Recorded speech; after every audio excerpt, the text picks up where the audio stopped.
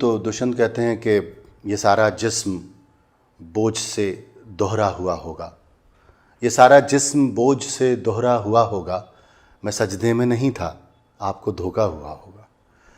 मैं सजदे में नहीं था, आपको धोखा हुआ होगा। यहाँ तक आते आते सूख जाती हैं कई नदियाँ।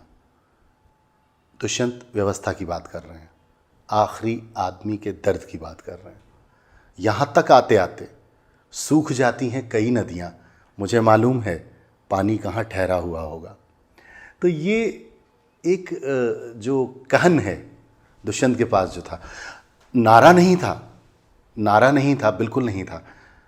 व्यवस्था पर उस वक्त की हालात हाजिर पर एक चोट थी।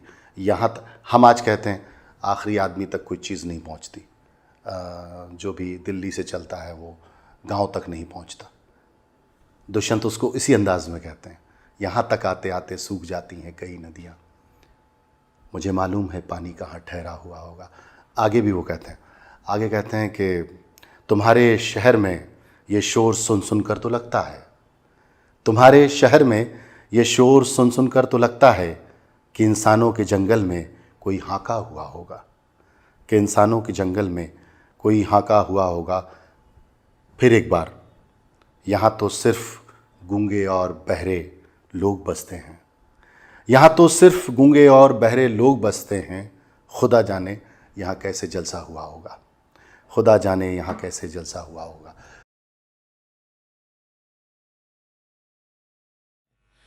देखिए, हमारे देश में संसाधनों की कोई कमी नहीं है।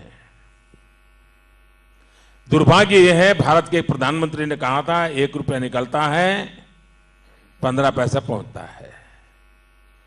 अब फायदा यह है कि रुपया निकलता है पूरा 100 पैसा पहुंचता है।